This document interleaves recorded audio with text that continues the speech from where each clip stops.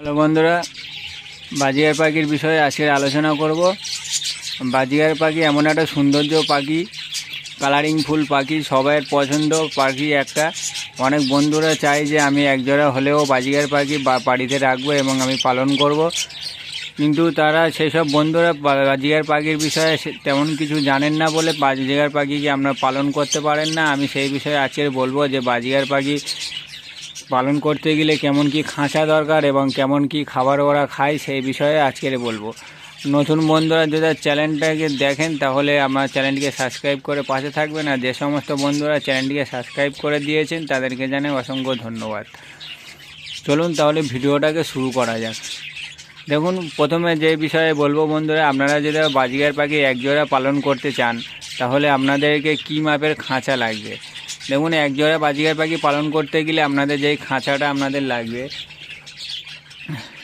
আর হাইটে আপনারা রাখবেন 1.5 ফুট এবং সাইডে রাখবেন 1.5 ফুট, আর যেটা ডিপটা থাকবে ডিপে রাখবেন 2 ফুট, 1.5 2 এই মাপের খাঁচাতে আপনারা একজোড়া বাজিগার পাখি আরামসে পালন করতে পারবেন এবং ব্রিডিংও করাতে পারবেন। আর কি সব আর যে সমস্ত জিনিসগুলো আপনাদের লাগবে বাজিগার পাখি পালন করতে গেলে, বাজিগার পাখি পালন করতে গেলে বন্ধুরা, বাজিগার পাখি যে দানাটা খায় সেটা হচ্ছে গিয়ে ডিলাক্সের দানা। বাজিগার পাখি এমন একটা পাখি বন্ধুরা, যে বাজিগার পাখি আপনি যেরকম ধরনের আপনারা দানা দেবেন ওরা খেয়ে নেয়। ওদের কোনো অনরুচি বলে জিনিস নেই, ওরা সকল জিনিস খেতে পারে। আমরা ডিলাক্সের দানা দিতে পারেন এবং হচ্ছে ডিলাক্সের যে বড় দানাটা পাওয়া যায়, যেটা আমরা জাবা পাখিকে দিয়ে থাকি এবং ককাটেল পাখি, লাভবার্ড পাখিকে দিয়ে থাকি, সেই দানাটাকে আমরা দেবেন। সেই দানাটাও ওরা খায়। ওরা হচ্ছে কাগনি দানাও খায়, যেটা কালো কালারের যে দানাটা পাওয়া যায়।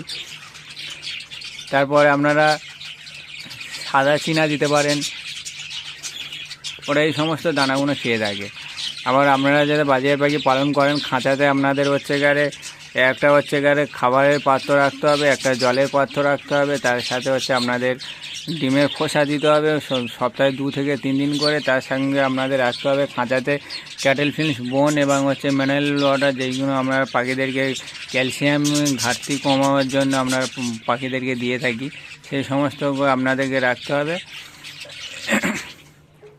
তারপরে রয়েছে হচ্ছে পাখিদের তো পালন করবেন, তার সঙ্গে হচ্ছে আপনাদেরকে দিতে হবে বন্ধুরা গম সিদ্ধ করে দিতে হবে পাখিদেরকে। হচ্ছে ওটা ক্যালসিয়াম এবং ভিটামিন অনেকগুলো কাজে লাগে।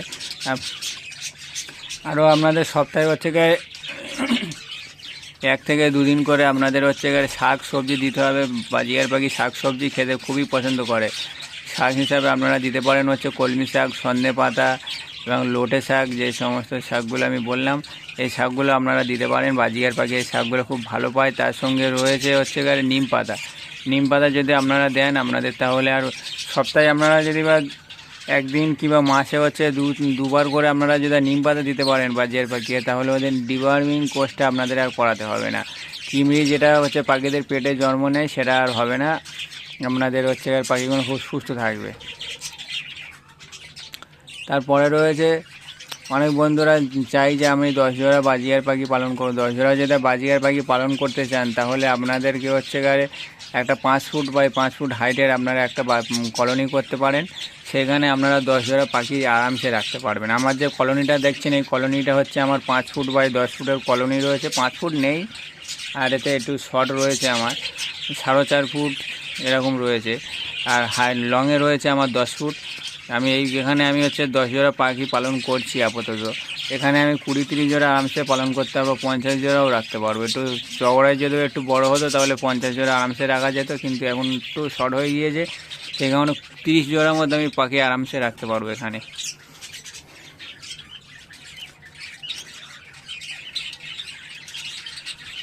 তারপরে যে বিষয়ে বলবো বন্ধুরা, সেই বিষয়ে আপনারা যারা পাখি যারা পালন করেন তাহলে আপনারা যারা ব্রিডিংয়ে করাতে চান, ব্রিডিং করাতে গেলে আপনাদেরকে একটা করে ভাঁড়ে দিতে হবে সঠিক মাপে। আবার হচ্ছে আপনারা এমনভাবে জায়গায় পাখিটাকে রাখবেন যাতে করে আপনার পাখির কাছাকাছি না যেন কোনো পশু পাখি না যেন আসতে পারে, যেমন বিড়াল, কুকুর, এই সমস্ত পশুগুলোই না যেন পাখির খাঁচার আশেপাশে আসতে পারে। কেন এই সমস্ত পশুগুলোকে যদি পাখিরা দেখা পায় তাহলে ওরা হচ্ছে ঠিকঠাকভাবে ব্রিডিং করতে চাইবে না। কেননা দেখি যে আমারও সঙ্গে এরম হয়েছে, আপনারা তো জানেনই।